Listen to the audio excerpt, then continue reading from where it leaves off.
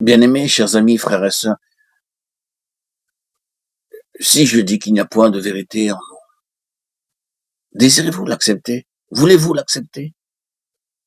C'est bien là une des choses que nous pouvons découvrir par l'action du Saint-Esprit en nous, qu'il n'y a naturellement point de vérité dans nos propres sentiments. Nous pouvons être des plus fermement convaincus, nous pouvons être prêts à donner notre vie pour nos convictions, à mettre tout dans le creuset pour ce que nous croyons de toutes nos forces, être juste, être vrai, tout en pouvant, dans cette chose même, nous tromper complètement. Et il en fut ainsi pour Saül de Tarse. Moi-même, il est vrai, j'avais cru qu'il fallait combattre par tous les moyens le nom de Jésus de Nazareth, acte 26:9. Et encore, l'heure vient où quiconque nous fera mourir croira rendre un culte à Dieu. Jean 16:2. Si zélés pour leur conviction, c'est la volonté de Dieu. Oui, convaincus que telle est la volonté de Dieu. Les uns sont prêts à donner leur vie dans la force de leur conviction, tandis que les autres sont prêts à enlever à d'autres leur vie dans la force de leur conviction. Jusqu'où nous pouvons aller dans la force de notre propre conviction, tout en nous trompant, en ayant absolument tort, ou en étant aussi complètement dans l'erreur que nous étions sincères. Une fausse conviction, oui, il n'y en a point d'esprit humain qui ne puisse se trouver dans cette situation. Les germes de cela sont dans la nature humaine, en chacun d'entre nous, dans nos sentiments, quant à nos convictions, dans notre cœur, quant à nos désirs. Nous pouvons penser que notre désir est parfaitement pur, droit, alors qu'il peut être parfaitement faux.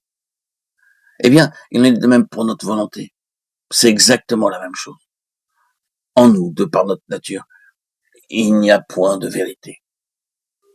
Le royaume de Dieu est entièrement autre que celui qui est dans nos convictions, dans nos pensées. Le royaume de Dieu est édifié sur Jésus-Christ, qui est la vérité.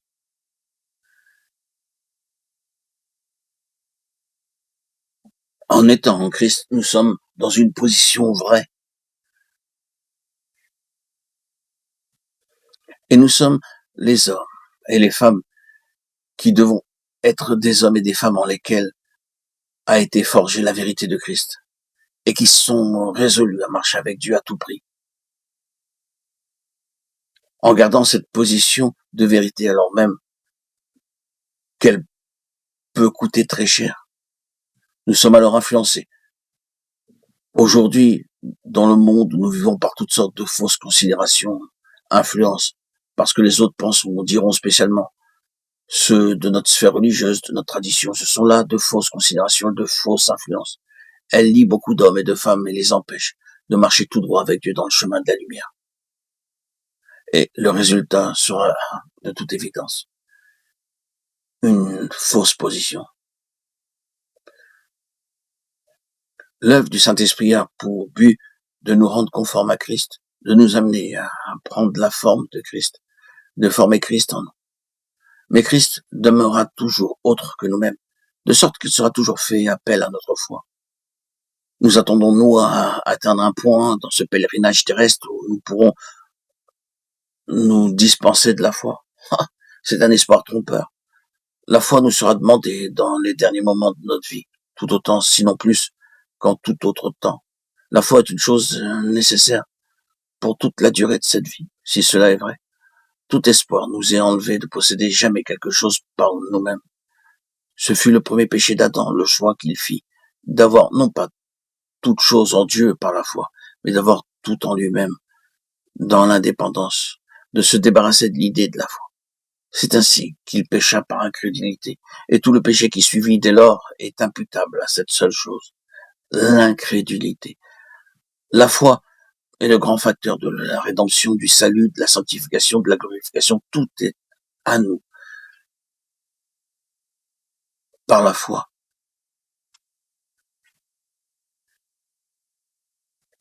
Elle anéantit l'œuvre du diable. Or, la foi signifie simplement que nous sommes placés dans la position où nous n'avons rien en nous-mêmes, où nous avons tout dans un autre, et où nous pouvons connaître tout et jouir de tout par la foi en cet autre. C'est ainsi que Caleb devint nous revient toujours avec une force renouvelée. J'ai été crucifié avec Christ, si je vis, ce n'est plus moi qui vis, c'est Christ qui vit en moi. Et si je vis encore dans la chair, je vis dans la foi du Fils de Dieu. La foi qui est dans le Fils de Dieu, qui m'a aimé, qui s'est livré lui-même pour moi. Je vis la vie dans la chair par la foi dans le Fils de Dieu. Jésus-Christ a été fait pour nous, de la part de Dieu, sagesse et justice et sanctification et rédemption. 1 Corinthiens 1:30. Frères et sœurs, bien-aimés, chers amis auditeurs, auditrices, que le Seigneur veuille interpréter sa parole pour nous